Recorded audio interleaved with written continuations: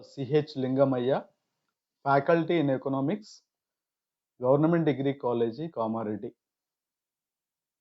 Today, I am going to explain the demand analysis. So, before I am going to explain the demand analysis, I will discuss what is the importance of demand. So ముఖ్యంగా సూక్ష్మార్థ శాస్త్రంలో demand విశ్లేషణ చాలా ముఖ్యమైనటువంటి పాత్ర పోషిస్తుందని చెప్పడంలో ఎటువంటి సందేహం లేదు. ఒక మాటలో చెప్పాలి అంటే ఆర్థిక వ్యవస్థలో 2 రకాలైన వ్యక్తులు ఉంటారు.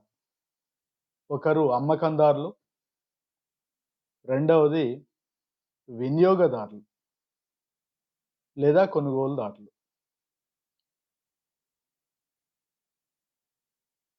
డిమాండ్ చేసే వాళ్ళందరినీ కొనుగోలుదారులు లేదా వినియోగదారులు అంటాం. అమ్మకాలు చేసే వాళ్ళని అమ్మకందారులు అంటాం. అమ్మకందారులే ఇంకో మాటలో చెప్పాలంటే ఉత్పత్తిదారులు. అంటే 2 వర్గాలు. ఒకరు ఉత్పత్తిదారులు, 2 వినియోగదారులు. సో వినియోగదారులు వస్తు సేవలను వినియోగించడం, వస్తు సేవలను ఉపయోగించడం అనగా వినియోగం చేయడం. ఉపయోగించడం అనగా వినియోగం చేయడం. నిత్య జీవితంలో తాము జీవించడానికి అనేక వందల వేల వస్తు సేవలను డిమాండ్ చేయాల్సి ఉంటుంది. డిమాండ్ లేకుండా ఉత్పత్తికి అర్థం లేదు. వస్తు సేవలకు డిమాండ్ ఉన్నప్పుడే వస్తు సేవలు ఉత్పత్తి చేయబడుతూ ఉంటాయి. కాబట్టి డిమాండ్ విశ్లేషణ చాలా ముఖ్యమైనటువంటి విశ్లేషణగా ఎందుకు చెప్తామంటే ఈ విధంగా డిమాండ్కు ప్రాధాన్యత ఉంటుందని. సో ముఖ్యంగా డిమాండ్ అంశాన్ని మనం పరిశీలించినప్పుడు డిమాండ్ విశ్లేషణలో ముఖ్యంగా మనం డిమాండ్ అంటే ఏంటి? డిమాండ్ అనగా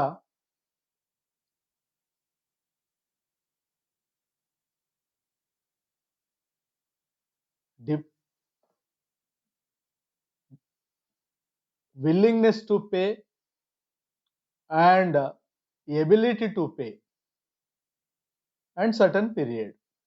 These are the 3 importance. Why people buy, how much buy, how they can buy. So ఈ మూడింటిని మనం ఒకసారి పరిశీలిస్తే డిమాండ్ విశ్లేషణలో ఇక్కడ మనం డిజైర్ మీన్స్ ఇంట్రెస్ట్, ఆసక్తి, విల్లింగ్నెస్ టు పే కొనాలనే ఆసక్తి, it is utility to satisfy want or desire. When we are going to take some demand, definitely people desire has to be fulfilled. And second one is willingness to pay. You must be desire as well as willingness to pay. Second one. And third one is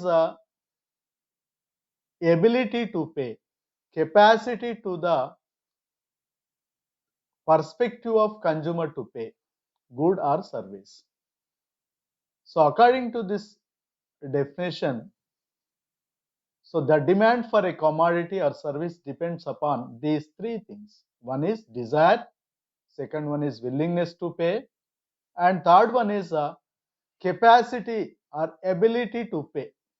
so ఇక్కడ మీరు గమనించాల్సినటువంటి అంశం ఏంటంటే demand అనగా Dzire అంటే ఆసక్తి, willingness to pay కొనుగోలు చేయాలనేటటువంటి ఇష్టం.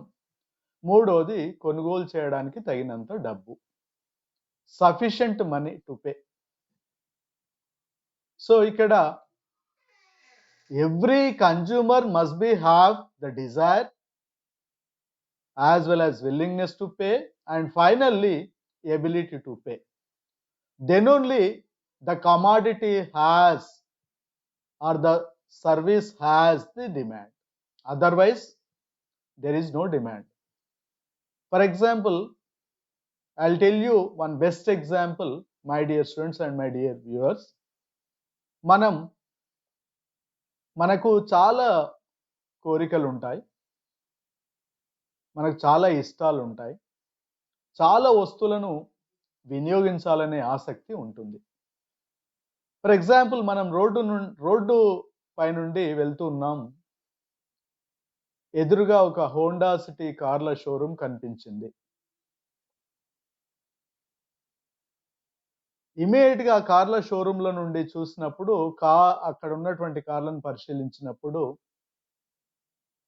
మనకు ఆ కార్లో ప్రయాణం చేయాలనేటటువంటి కోరిక కలిగింది. ఆ కార్ను ఉపయోగించాలనే కోరిక కలిగింది. ఆ కార్లో డ్రైవింగ్ చేయాలనే కోరిక కలిగింది. అంత మాత్రాన ఆ వస్తువుకు లేదా ఆ కారుకు డిమాండ్ ఉందని చెప్పలేం. ఎందుకంటే యు హ్యావ్ ఓన్లీ డిజైర్. ఆ కార్ను వినియోగించాలనే ఆసక్తి మాత్రమే ఉంది, విల్లింగ్నెస్ మాత్రమే ఉంది. But you doesn't have the ability to pay or willingness to pay. You have only desire. That's all. You doesn't have ability to pay or willingness to pay. So that is why there is no demand of a particular commodity or service. అంటే ఒక వస్తువును కొనాలనే కోరికతో పాటు కొనుగోలు శక్తి లేదా తగినంత డబ్బు ఉన్నప్పుడు మాత్రమే ఆ వస్తువుకు డిమాండ్ ఉందని అంటాము. లేదంటే ఆ వస్తువుకు డిమాండ్ ఉందని లేదా ఆ సేవకు డిమాండ్ ఉందని చెప్పలేము. వస్తువుకు కానీ సేవకు కానీ డిమాండ్ ఎప్పుడు వస్తుంది, ఎప్పుడు డిమాండ్ చేయబడుతుంది అనగా ఈ 3 అంశాలు ఉండాలి. ఒకటి కోరిక లేదా ఆసక్తి, తగినంత డబ్బు. ఆ వస్తువును కొనుగోలు చేయడానికి కావలసినంత ద్రవ్యం ఉన్నప్పుడు మాత్రమే ఆ వస్తువుకు డిమాండ్ ఉందని చెప్తాము. లేదంటే ఆ వస్తువుకు డిమాండ్ ఉందని చెప్పలేము. I doesn't have that much money, but I am willing to purchase that particular Honda City car. I am observing when I am moving on the road, I observed that particular showroom. But I have a desire, I have a want. I will purchase that car I am thinking of, but I don't have that much money. So ability to pay is not fulfilled. Only one thing is there, that is desire. Somebody is moving to on the road. He has much money, he has much amount to pay that much amount for that particular car, but he don't have a desire. Here is also same thing will be applicable. అతనికి ఆ కార్ను కొనాలనే ఆసక్తి లేదు, కానీ అతని వద్ద తగినంత డబ్బు లేదా తగినంత ద్రవ్యం ఉంది. కోటీశ్వరుడు, ద్రవ్యం చాలా ఉంది, డబ్బులు చాలా ఉన్నాయి, కానీ ఏం లేదు, ఆసక్తి లేదు. కొనాలనే ఆసక్తి లేదు. కాబట్టి వస్తువును కొనాలనే ఆసక్తి ఉండాలి, కొనుగోలు చేయడానికి కావాల్సినంత ద్రవ్యం ఉండాలి, సర్టెన్ పీరియడ్ ఆఫ్ టైం ఉండాలి, ఒక నిర్ణీత సమయం ఉండాలి. ఈ 3 ఉన్నప్పుడు మాత్రమే ఆ వస్తువుకు డిమాండ్ ఉందని అంటాము. కాబట్టి డిమాండ్ అంటే చాలామంది అర్థం చేసుకోవాల్సిన పిల్లలు కానీ చాలామంది కానీ అర్థం కావాల్సినటువంటి విషయం ఏంటంటే, ఒక నిర్ణీత సమయంలో ఒక నిర్ణీతమైన ధర వద్ద ఒక వినియోగదారుడు వస్తువును కొనాలనే కోరికతో పాటు కొనుగోలు శక్తి ఉన్నప్పుడు మాత్రమే ఆ వస్తువుకు కానీ ఆ సేవకు కానీ డిమాండ్ ఉందని అంటాం. So meaning of demand or definition of డిమాండ్గా మనం దీన్ని చెప్పుకోవచ్చు. సో ఇక్కడ here is given many definitions. The various quantities of goods that would be purchased per time period at different prices in given market. So according to various quantities of goods would be purchased at different time or at different prices. వివిధ ధరల వద్ద వివిధ వస్తు సేవల పరిమాణాలను కొనుగోలు చేయడం సహజం. ఒక్కొక్క ధర వద్ద ఒక్కొక్క రకమైనటువంటి వస్తువులను ఒక్కొక్క పరిమాణంలో కొనుగోలు చేయడం సహజం. The demand for analyzing at given price is the amount of it which will be bought for unit of time at that price. So according to price has to play a key role to get the goods and services. So ధరను బట్టే వినియోగదారులు ఎంతో మొత్తంలో వస్తువులను demand చేయడం అనేది జరుగుతుంది. So అందుకే మైక్రో ఎకనామిక్స్లో demand and supply both are market forces, market శక్తులు అంటాం. డిమాండ్ సప్లైల ఆధారంగానే వస్తు సేవల యొక్క కొనుగోలు, వస్తు సేవల యొక్క వినియోగము, ఆర్థిక వ్యవస్థ సక్రమంగా కొనసాగించబడాలంటే ఈ డిమాండ్ సప్లైల ఆధారంగానే జరుగుతున్నాయి. Yes, according to demand and supply will be playing a vital role to get the goods and to supply the goods to the consumers. So the producers or the consumers are playing the transactions with the help of demand and supply. So demand supply ఆధారంగానే వస్తు సేవల యొక్క కొనుగోలు అనేవి జరుగుతూ ఉన్నాయి. కాబట్టి ఈ రకంగా డిమాండ్ మనం విశ్లేషిస్తాం. Next determinants of demand, demand నిర్ణయించే అంశాలు. సో డిమాండ్ నిర్ణయించే అంశాలు చాలా ఉన్నాయి. ఈ స్లైడ్లో మీరు అబ్జర్వ్ చేయొచ్చు. డిమాండ్ నిర్ణయించే అంశాల్లో the first foremost important determinants of demand is price. So according to price they can purchase more quantity or they can purchase less quantity. It is based on the price. So మనం సర్వసాధారణంగా మార్కెట్లోకి వెళ్ళినప్పుడు మీరు ఏదైనా ఒక వస్తువును కొనుగోలు చేయాలనుకుంటే మీరు ఏం చేస్తారు? ఆ వస్తువు ధర ఎంత అని అడుగుతారు. అవునా కాదా? ధర తెలుసుకున్న తర్వాతనే మీరు ఎంత పరిమాణంలో కొనుగోలు చేయాలనేది అర్థమవుతుంది.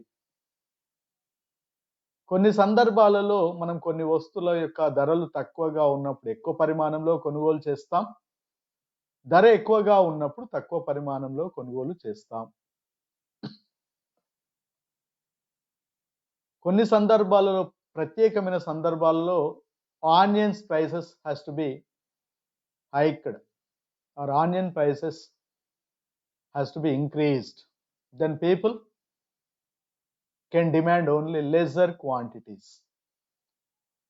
ఉల్లిపాయల ధరలు బాగా పెరిగినప్పుడు వినియోగదారులు ఏం చేస్తారు? మీకు సర్వసాధారణంగా అందరికీ సుపరిచితమే, మీకు అందరికీ తెలిసే ఉంటుంది.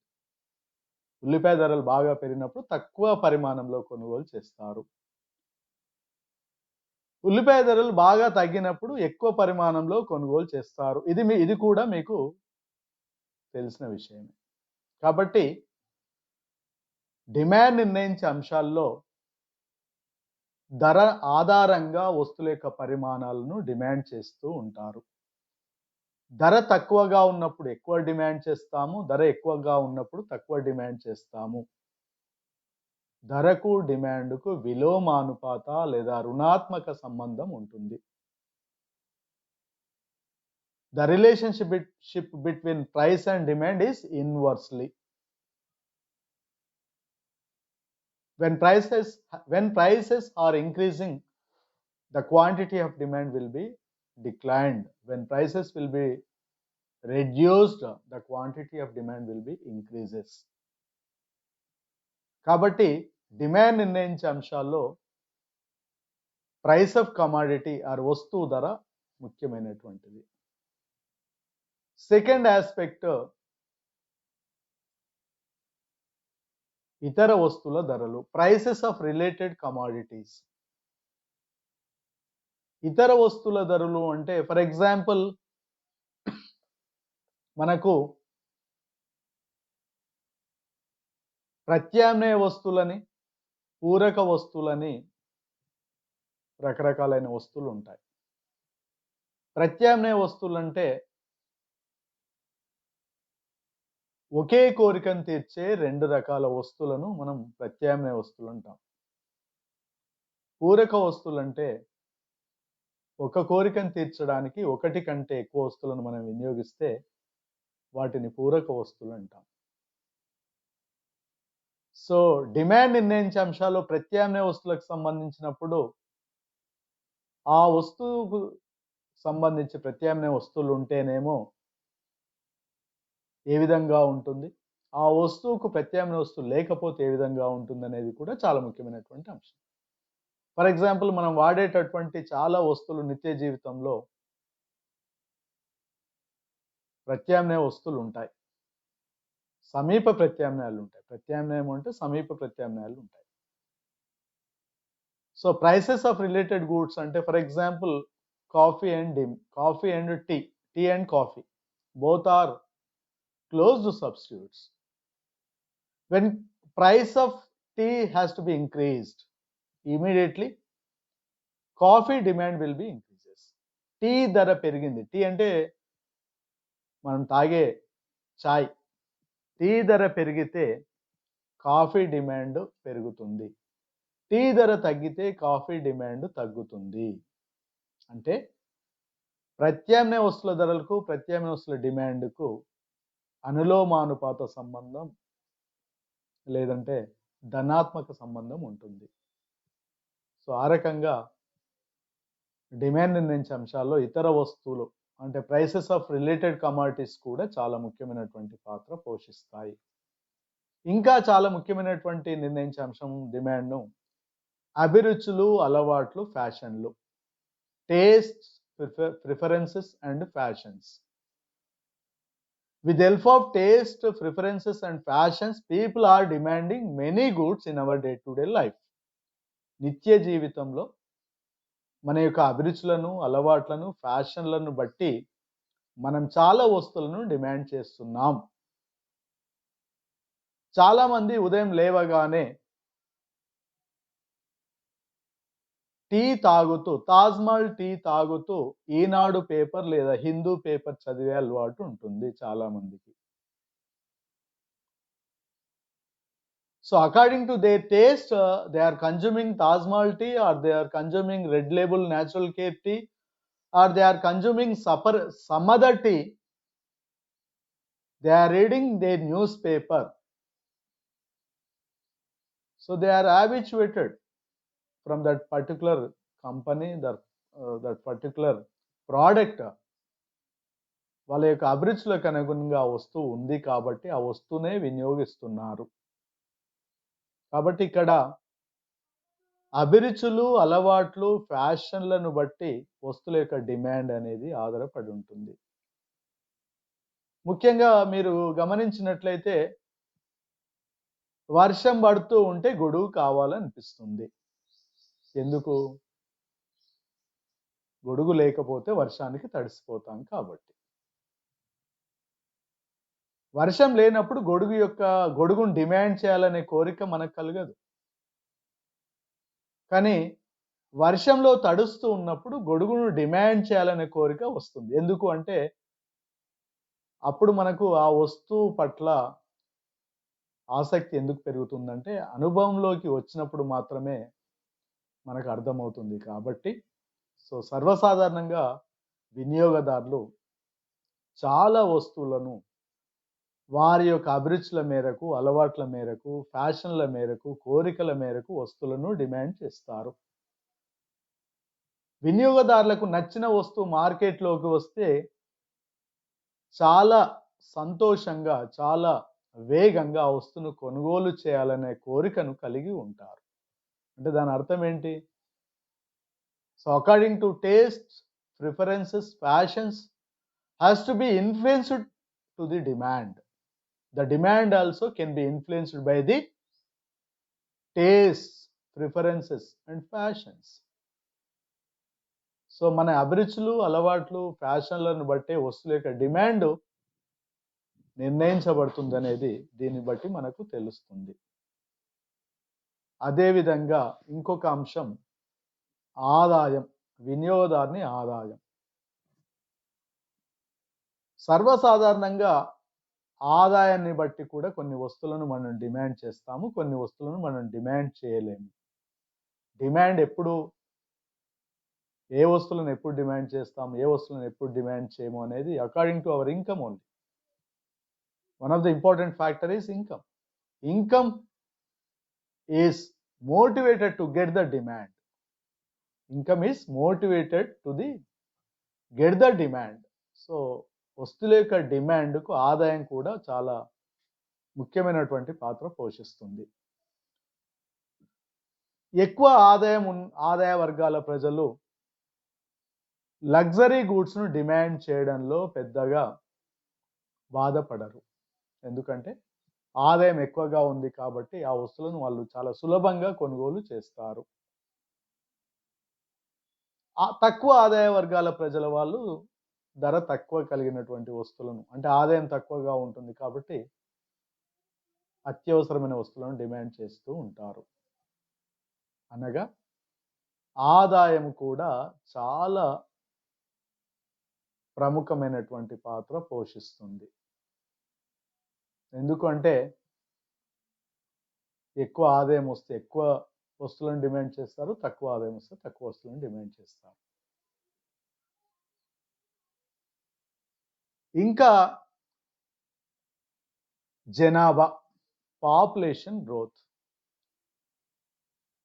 Only wife and husband is staying at one house, they will consume lesser quantity. But they have children, they wanted to take more. They wanted demand for products more quantity. అంటే జనాభా ఎక్కువగా ఉంటే ఎక్కువ వస్తువులను వినియోగం అనేది సర్వసాధారణంగా జరుగుతుందనేది మనకు తెలుసు. డిమాండ్ ఎందుకు ఎక్కువ చేస్తాం, తక్కువ ఎందుకు చేస్తాం అంటే ఒక ఉమ్మడి కుటుంబంలో ఉంటే ఓ 10-15 మంది ఉంటే so they must be use more quantity. Automatically they will have to take more demand. So ఎక్కువ క్వాంటిటీ వినియోగిస్తారు కాబట్టి ఎక్కువ డిమాండ్ చేయాల్సి ఉంటుంది. ఓన్లీ వైఫ్ అండ్ హస్బెండ్ ఉంటే ఒక కుటుంబంలో there is no need to get more quantity. Oh 1/2 kg వండుకుంటే సరిపోతుంది. ఓ 15 మంది ఉంటే అట్లీస్ట్ మినిమం 3-4 kgs తప్పనిసరిగా వంట చేయాల్సి ఉంటుంది. అంటే size of population, size and composition of population also one of the important factor about the determinants of demand. జనాభా కూడా ఒక ముఖ్యమైన నిర్ణయించే అంశంగా చెప్పవచ్చు డిమాండ్. ఇంకా వాతావరణ పరిస్థితులు, వెదర్ కండిషన్స్. ఇంతకుముందుకే ఒక మాట దేనికో మనం వస్తువులను డిమాండ్ చేసి అంటే గొడుగుకు సంబంధించినటువంటి విషయం చెప్పినప్పుడు చెప్పాను. వాతావరణ పరిస్థితులు.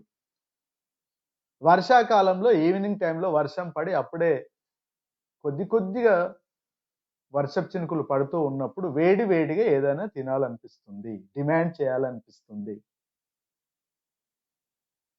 మిరపకాయ బజ్జీలు కావచ్చు, పకోడీ కావచ్చు, ఏదైనా కావచ్చు. They wanted to purchase that kind of hot items at that weather conditions. According to weather conditions, they are demanding a particular commodities or particular products. ప్రత్యేకమైనటువంటి వాతావరణ పరిస్థితులు ఉన్నప్పుడు కొన్ని వస్తువులను డిమాండ్ చేయడం సర్వసాధారణం. కరోనా టైం ఉంది కాబట్టి ఎవరు బయట ఏవి కొనుగోలు చేయట్లేదు. కరోనా లేకపోతే చాలామంది ఈవినింగ్ టైంలో వర్షం పడ్డప్పుడు రోడ్ల మీద వేడివేడిగా ఏవైనా తినేవాళ్ళు. కాబట్టి వాతావరణ పరిస్థితులు కూడా డిమాండ్ను నిర్ణయించే అంశాల్లో ఉంటాయి. ముఖ్యంగా మీరు వింటర్ సీజన్లో ఉంటే మనం కొన్ని వింటర్ సీజన్ సంబంధించిన కొన్ని వస్తువులను తప్పనిసరిగా డిమాండ్ చేస్తాం. ఉలెన్ క్లాత్ ఐటమ్స్ అన్నీ కూడా ఎక్కువగా కొనుగోలు చేస్తాం, ఎక్కువ డిమాండ్ చేస్తుంటాం. ఎందుకంటే వింటర్ సీజన్లో కావాల్సిన వస్తువులను మనం తప్పనిసరిగా డిమాండ్ చేస్తాం. ఏ సీజన్ బట్టి ఆ సీజన్ వస్తువులను మనం డిమాండ్ చేస్తాం. That is called as weather conditions. So weather conditions also one of the important determinants of demand. And last one is technology, సాంకేతిక పరిజ్ఞానం. సాంకేతిక పరిజ్ఞానం ఆధారంగా కొన్ని వస్తువులు ఎక్కువగా ఉత్పత్తి అవుతూ ఉంటాయి. It should be whenever we are using more technology, we are going to get more output.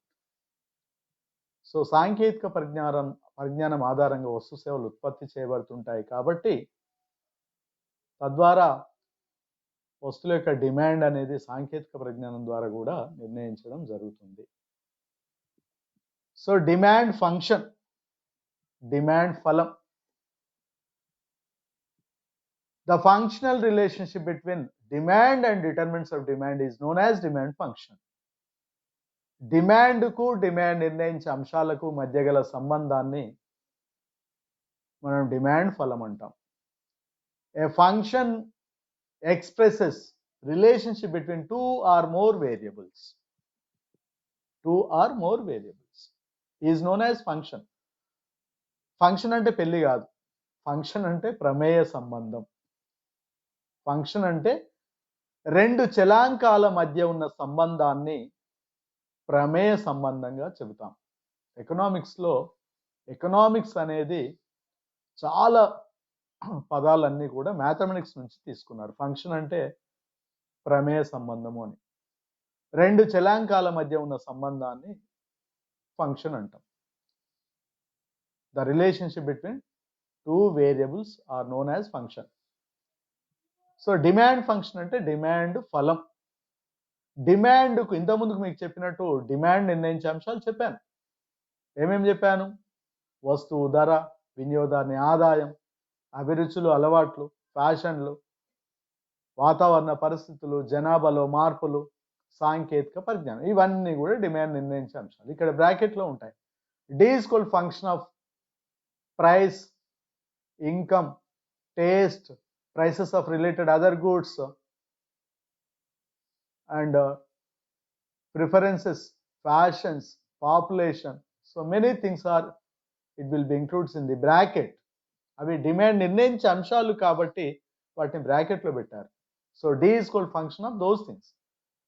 So the functional relationship between demand and determinants of demand is known as demand function.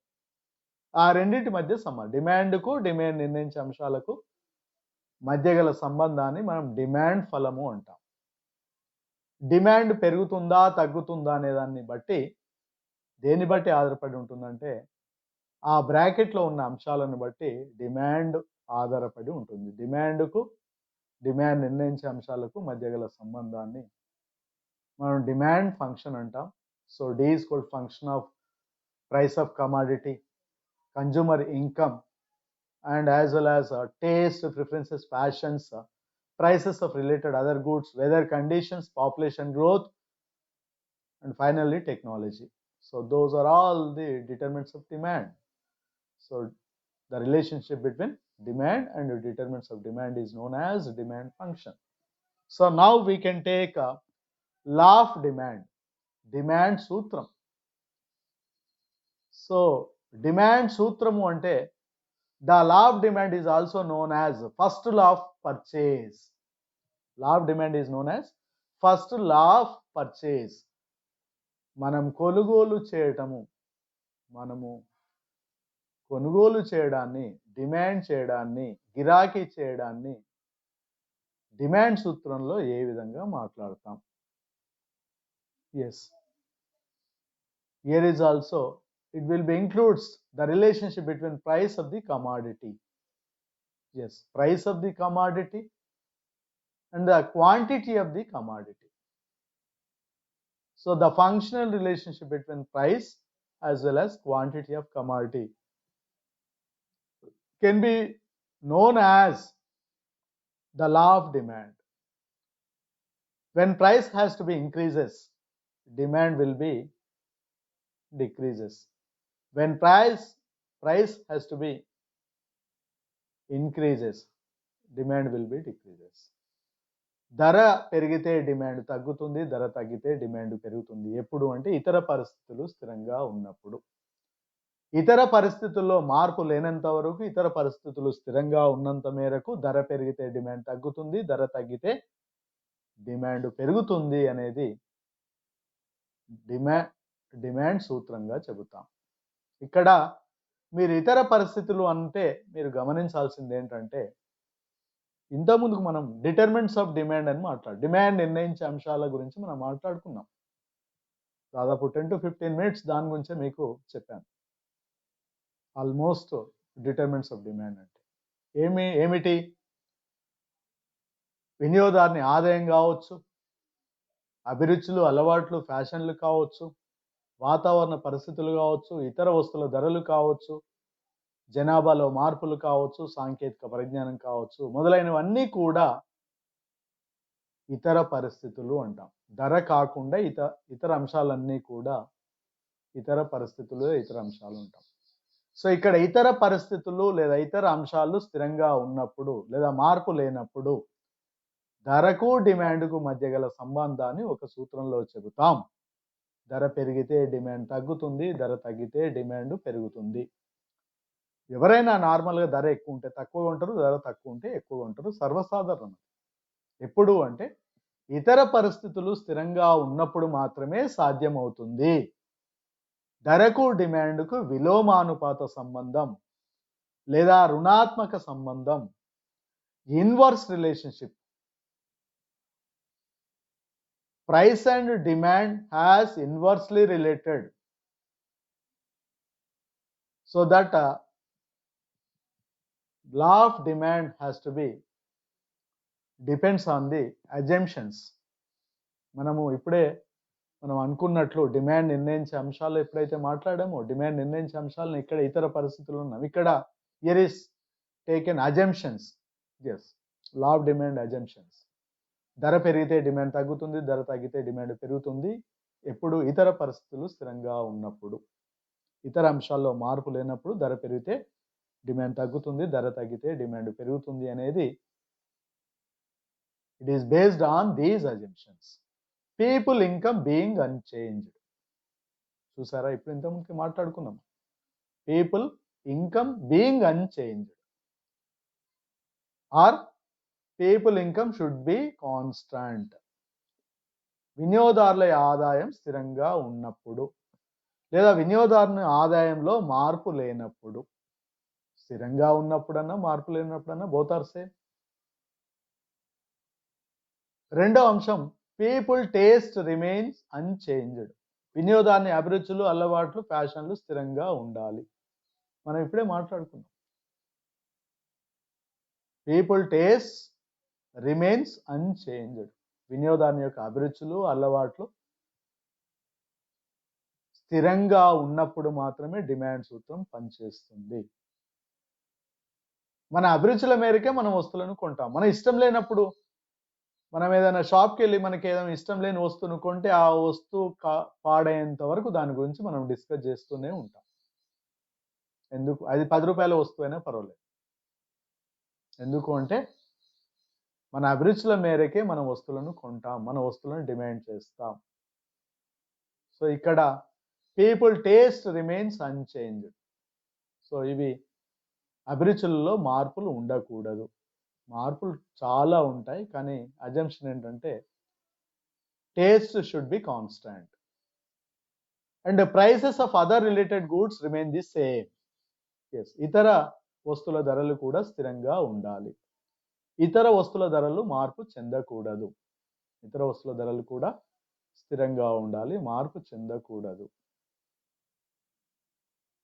ఇంతకుముందుకే మీకు చెప్పాను, tea ధర పెరిగితే coffee demand పెరుగుతుంది. అంటే tea ధర, coffee ధర ఒకే రకంగా ఉన్నాయా, వేరువేరుగా ఉన్నాయనేది కూడా చాలా ముఖ్యమైనటువంటి అంశం. కాబట్టి అందుకే ఇతర వస్తువుల ధరలు స్థిరంగా ఉండాలనేది కూడా ఒక assumption. No substitutes for the commodity. Yes, close substitutes ఉంటాయి తప్ప సబ్స్టిట్యూట్స్ ఉండవు. ప్రతి వస్తువుకు సబ్స్టిట్యూట్స్ ఉండవు. No expectations of further changing of price of the commodity. So వస్తువు ధర కూడా మారడానికి వీల్లేదు. కాబట్టి సో డిమాండ్ యొక్క అజంప్షన్స్ని బట్టి మనం డిమాండ్ రేఖ డ్రా చేయడానికి అవకాశం ఉంటుంది. సో మీకు తెలుసు డిమాండ్ షెడ్యూల్ ఎలా వస్తుంది అనేది. ధర పెరిగితే డిమాండ్ తగ్గుతుంది, ధర తగ్గితే డిమాండ్ పెరుగుతుంది, ఇతర పరిస్థితుల్లో మార్పు లేనప్పుడు. సో ఈ రకంగా ఇక్కడ మీకు ఒక ఆస్పెక్ట్ ఇచ్చాడు. Price of the commodity 1 2 3 4 5 and quantity of demanded somewhat sugar or whatever 10 8 6 4 2. So price will be increasing from 1 to 5 rupees and the quantity of demand will be decreases from 10 to 2. So the price and the demand schedule, according to demand schedule, when price will increases, demand will decreases. When price will decreases, demand will increases. When other things remaining the same. So ధరకు డిమాండ్కు విలోమానుపాత సంబంధం. ధర పెరిగితే demand తగ్గుతుంది, ధర తగ్గితే demand పెరుగుతుంది. కాబట్టి ధరకు డిమాండ్కు విలోమానుపాత సంబంధం ఉంది. కాబట్టి డిమాండ్ రేఖ ఎడమ నుంచి కుడికి కిందికి వాలి ఉంది. So according to demand schedule, the demand curve will be drawn here. So the demand curve will be from left to right downward sloping. ఎడమ నుంచి కుడికి కిందికి వాలడానికి ముఖ్యమైనటువంటి కారణం ఏంటంటే ధరకు డిమాండ్కు విలోమానుపాత సంబంధం ఉండటమే. విలోమానుపాత సంబంధం లేదా రుణాత్మక సంబంధం ఉండడం వల్లనే డిమాండ్ రేఖ ఎడమ నుంచి కుడికి కిందికి వాలి ఉంది. So here is types of demand. There are 3 kinds. One is price demand, second one is income demand, and third one is crossed demand. So according to the first one is price demand. So the various quantities of a commodity consumer demand per unit of time at different prices, assuming their incomes, fashions, prices of related remaining the same. So ఇతర వస్తువుల ధరలు అన్ని స్థిరంగా ఉండి ధర పెరిగితే demand తగ్గుతుంది, ధర తగ్గితే డిమాండ్ పెరుగుతుంది అనేది సో ప్రైస్ డిమాండ్లో మనం చూస్తాం. So D is called function of P. So according to price demand, D is called function of P. Demand will be based on the price. So ధరకు డిమాండ్కు మధ్య గల సంబంధం F is known as functional relationship. ప్రమేయ సంబంధాన్ని తెలుపుతుంది. Income demand అంటే ఆదాయానికి డిమాండ్కు మధ్య గల సంబంధాన్ని ఆదాయ డిమాండ్ అంటాం. So that is income demand. ఆదాయం పెరిగితే డిమాండ్ పెరుగుతుంది, ఆదాయం తగ్గితే డిమాండ్ తగ్గుతుంది. సో ఆదాయానికి డిమాండ్కు అనులోమానుపాత సంబంధం లేదా ధనాత్మక సంబంధం ఉంటుంది. So that is income demand. So in that income demand, there are 2 kinds of goods are existing. One is qualitative goods and second one is inferior goods. So given goods are inferior goods. So given goods are, the demand curve will be a negative slope. Given goods are negative slope. ఆదాయం పెరిగితే Giffen వస్తువులకు demand తగ్గుతుంది, ఆదాయం తగ్గితే Giffen వస్తువులకు demand పెరుగుతుంది. కాబట్టి ఈ రేఖ ఎడమ నుంచి కుడికి కిందికి వాలి ఉంటుంది. సుపీరియర్ గూడ్స్, ఆదాయం పెరిగితే మేల్రకం వస్తువులకు డిమాండ్ పెరుగుతుంది, ఆదాయం తగ్గితే మేల్రకం వస్తువులకు డిమాండ్ తగ్గుతుంది. కాబట్టి వాటిని మేలు రకం వస్తువులు లేదా సుపీరియర్ గూడ్స్ అంటాం. Normal or superior goods. First one is giffen goods, second one is superior goods. This is so according to superior goods the demand curve will be positive slope, but whereas giffen goods the demand curve will be negative slope. So you have to remember this one, why it will be negative slope or why it will be positive slope. According to giffen goods it is negative slope, and whereas superior goods the demand curve will be a positive slope. And third one is the crossed demand, జాత్యంతర demand అంటాం. So ప్రత్యామ్నాయ పూరక వస్తువుల ధరలకు ప్రత్యామ్నాయ పూరక వస్తువుల డిమాండ్కు మధ్య గల సంబంధాన్ని మనం జాత్యంతర డిమాండ్ అంటాం. జాత్యంతర డిమాండ్లో రెండు రకాలైనటువంటి వస్తువులు ఉంటాయి. ఒకటి ప్రత్యామ్నాయ వస్తువులు, రెండు పూరక వస్తువులు. ప్రత్యామ్నాయ వస్తువుల ధరలకు ప్రత్యామ్నాయ వస్తువుల డిమాండ్కు అనులోమానుపాత సంబంధం ఉంటుంది. కాబట్టి ప్రత్యామ్నాయ వస్తువుల ధర పాజిటివ్ స్లోప్ను కలిగి ఉంటుంది. ఎడమ నుంచి కుడికి పైకి వాలి ఉంటుంది. ఇంతకుముందుగా మీకు చెప్పాను, టీ ధర పెరిగితే కాఫీ డిమాండ్ పెరుగుతుంది, టీ ధర తగ్గితే కాఫీ డిమాండ్ తగ్గుతుంది. So that the demand curve will be a positive slope. Which one? Substitute goods. And next one, last one, according to types of demand, that is under the cross demand, that is complementary goods. మీరు complementary goods అంటే మీకు already నేను definition చెప్పాను. ప్రత్యామ్నాయ వస్తువులకు పూరక వస్తువులకు definition చెప్పాను. ప్రత్యామ్నాయ వస్తువులు అంటే ఒకే కోరికను తీర్చే రెండు వస్తువులు. పూరక వస్తువులు అంటే ఒక కోరికను తీర్చే ఒకటి కంటే ఎక్కువ వస్తువులను వినియోగిస్తే వాటిని పూరక వస్తువులు అంటాం. సో పూరక వస్తువులు అంటే for example car, petrol. Car ధర తగ్గింది, పెట్రోల్ డిమాండ్ పెరిగింది. కారు ధర పెరిగింది, పెట్రోల్ డిమాండ్ తగ్గింది. అప్పుడు ఏమవుతుంది? సో కారు ధరకు పెట్రోల్ డిమాండ్కు ఎటువంటి సంబంధం ఉంది అనగా, కారు ధర తగ్గింది, పెట్రోల్ డిమాండ్ పెరిగింది. కారు ధర పెరిగింది, పెట్రోల్ డిమాండ్ తగ్గింది. సో కారు ధరకు పెట్రోల్ డిమాండ్కు మధ్య గల విలోమానుపాత సంబంధం ఉంటుంది. So according to car price and petrol demand is derived to the inversely relationship. So inverse relationship ఉంటుంది. కాబట్టి ఈ రకంగా మనకు కాంప్లిమెంటరీ గూడ్స్ యొక్క డిమాండ్ రేఖ ఎడమ నుంచి కుడికి కిందికి వాలి ఉంటుంది. So demand elasticity, shifts in demand curve next లెసన్లో మనం చూద్దాం. సో ఈ వీడియో మీరందరూ చూసి దీన్ని కామెంట్స్ రూపంలో యూట్యూబ్లో కామెంట్స్లో పెట్టాలని చెప్పేసి అందరినీ ఆశిస్తూ థ్యాంక్ యూ.